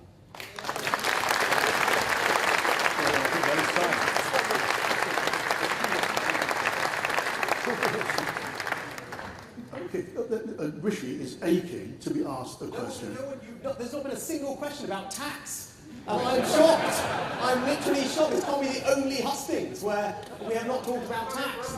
That's the question about tax at the very very tough. I asked you about VAT, which was one of the tax policies, one of your signature. That's not, yes. I accept your apology, Rishi. It's perfectly fine. Corporation tax. I like to leave people happy. We'll talk about corporation tax. Give me your thoughts on your line on corporation tax. Well, look, we're talking about big companies, aren't we, rather than small? Right, so many of you would have heard that I want to put up corporation tax, and I'm sure when Liz was here and she said she would scrap that, and you all probably clapped, and that's fine. But let me explain why those of you that are clapping are, in my view, wrong. Right, let me explain what is happening. So yes, corporation tax is going to go up next year. But why is it going up? Well, it's going up in part because of what I said. Because, like Margaret Thatcher and Nigel Lawson, I believe it's not right to have excessive borrowing. Right? I don't think it's right to spend money on public services and not pay for it and ask our kids and our grandkids to pick up the tab. Right? I don't think that's a moral thing to do. It's certainly not a responsible thing to do. So, but three things you need to know. Three things about this that you need to know. Right? Number one, we will still, after this increase, have the lowest corporation tax rate in the G7. So the large economies that we compete against. America, Canada, Germany, France, Italy, Japan will have the lowest. Broaden it out to the 20 largest economies in the world that we compete against. We're going to have the fourth lowest rate. So point number one, this is an internationally very low rate. No one can say otherwise, right? Point number two, this only applies to the largest businesses. 70% of UK registered companies won't pay the increased rate. They're exempt. They're going to pay a small profits rate because I want to support small businesses. My mum ran a small business. I know what it's like, and we are the party of small businesses. So that's point number two, right? Point number three. Now, point number three, and this is the most important point, right? This is the most important point. I'm going to combine that increase with significant tax reforms and tax cuts to other bits of our corporate tax system. So for those businesses that are investing, so imagine that manufacturing plant that's expanding, putting in an extra line, putting in some new robotics to increase the productivity of its output. That we have a big tax cut for. Imagine another business, not a million miles away from here, that's investing in R&D to create a new small modular reactor that's going to provide clean energy for us at affordable prices or anything else. That business also is going to get a tax cut on R&D. Why? Because those are the areas where we fall behind all our other countries. When you say, why is our productivity lower? Why is our growth not as high? It's because our businesses are not investing as much. They're not innovating as much. I've studied this problem. I've talked to a million people. I've got a career in business, and I know what will work. And if we deliver these tax cuts, because I'm a conservative like you, I want to cut taxes, and I think tax cuts can drive growth, but only if we cut the right ones. And with my plan, we will actually get the outcome we want. If we go with Liz's plan and stick with what we've done for the last 10 years, nothing's going to change. Investment in this country today, no higher than it was a decade ago. We've got to try something different. My plan is a better plan, and I'm 100% convinced that if you give me this job and we deliver this tax plan, we will have a faster growing, higher productivity economy that is creating jobs everywhere, but especially here in England.